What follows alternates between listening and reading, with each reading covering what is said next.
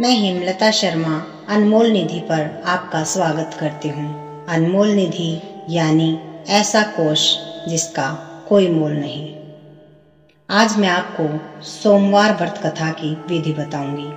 सोमवार का व्रत चैत्र, वैशाख, श्रावण, मार्गशीर्ष, कार्तिक मास में आरंभ किया जाता है। साधारणतः इस व्रत को श्रावण मास में आरंभ करते हैं।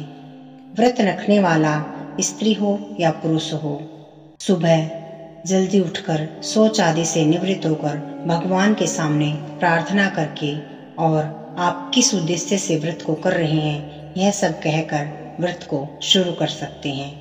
इस व्रत को करने वाले के सभी मनोरथ पूर्ण होते हैं। सोमवार का व्रत साधारणतया दिन के तीसरे पहर तक होता है। व्रत में केवल एक ही समय भोजन करना चाहिए।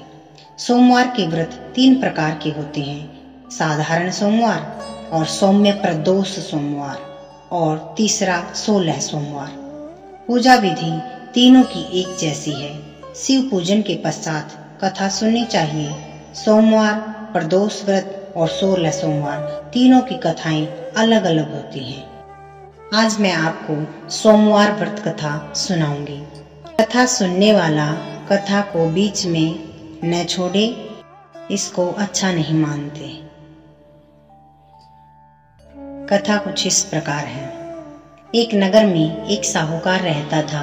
उसके घर में किसी चीज की कमी नहीं थी, परंतु वह पुत्र न होने के कारण बहुत दुखी था। पुत्र की कामना के लिए वह प्रत्येक सोमवार शिव जी का व्रत और पूजन किया करता था तथा सायंकाल मंदिर जाकर शिव जी के सामने दीपक जलाया करता था।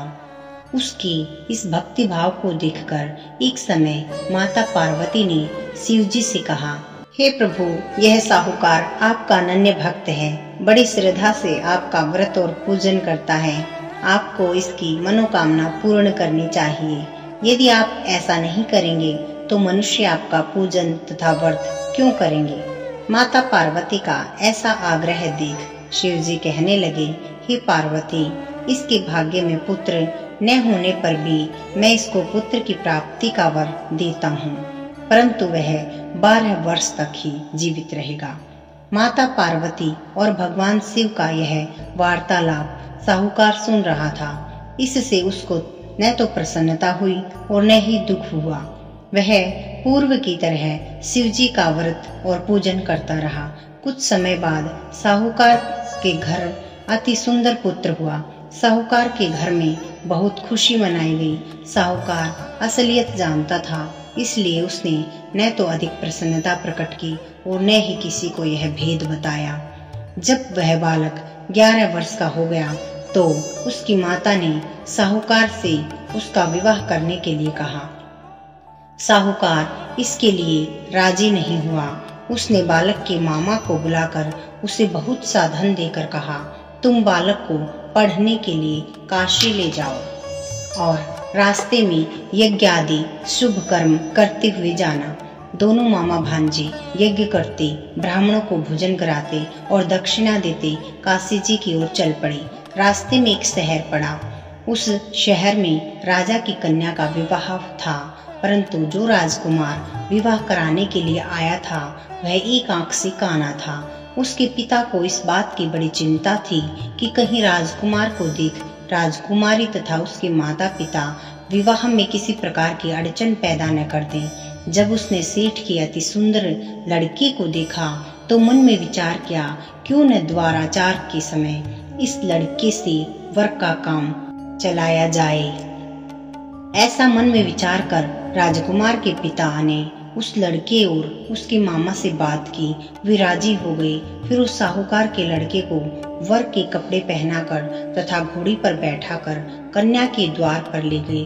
सभी कार्य बिना किसी विघ्न के पूर्ण हो गए। राजकुमार के पिता ने सोचा कि यदि विवाह कार्य भी इसी लड़के से करा लिया जाए तो क्या बुराई है। ऐसा विचार कर लड़के और उसके मामा ने कहा, यदि आप फेरों और कन्यादान के काम को भी करा दें तो मैं इसके बदले आपको बहुत सारा धन दूंगा। दोनों ने इसे सहर्ष स्वीकार कर लिया। विवाह कार्य अच्छी तरह से संपन्न हो गया। सेठ का पुत्र जिस समय जाने लगा तो उसने राजकुमारी की चुंदरी के पल्ले पर लिख दिया, तेरा विवाह मेरे साथ हुआ है, परंतु जिस राजकुमार के साथ तुमको भेजेंगे वह एक आंख से काना है। मैं काशी जी पढ़ने जा रहा हूँ। सेठ के लड़के के जाने के पश्चात राजकुमारी ने जब अपनी चुनरी पर ऐसा लिखा हुआ पाया तो उसने अपने पिता को सारी बात बताने के बाद काने राजकुमार के साथ जाने से मना कर दिया। राजकुमारी के माता पिता ने अपनी कन्या को विदा नहीं किया और बारात वापस चली गई। उधर सेठ का लड़का और उसका मामा काशी पहुंच गए। वहां जाकर उन्होंने यज्ञ करना और लड़के ने पढ़ना शुरू कर दिया। जब लड़की की आयु 12 साल की हो गई, उस दिन उन्होंने यज्ञ रचा रखा था।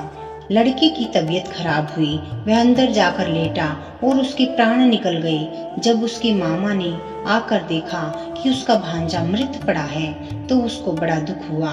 उसने सोचा कि अगर मैं अभी रोना पीटना मचा दूंगा तो यज्ञ का कार्य अधूरा रह जाएगा। अतः उसने जल्दी से यज्ञ का कार्य समाप्त करवाकर ब्राह्मणों के जाने के बाद रोना पीटना शुरू कर दिया। संयोगवश उसी समय शिव पार्वती उधर से जा रहे थे। रोने और विलाप करने की आवाज सुनकर वे वहां पहुंच गए। उन्होंने पाया कि वहां एक लड़का मृत पड़ा था। माता पार्वती कहने लगी, महाराज, यह तो उसी सेठ का लड़का है जो आपके वरदान से उत्पन्न हुआ था।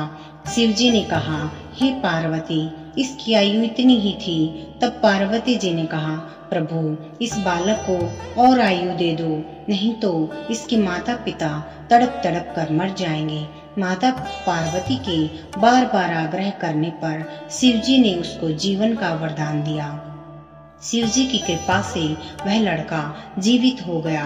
शिवजी और पार्वती कैलाश पर्वत को चले गए। शिक्षा पूर्ण होने पर वह लड़का और उसका मामा उसी प्रकार यज्ञ आदि शुभ कर्म करते अपने घर की ओर चल पड़े।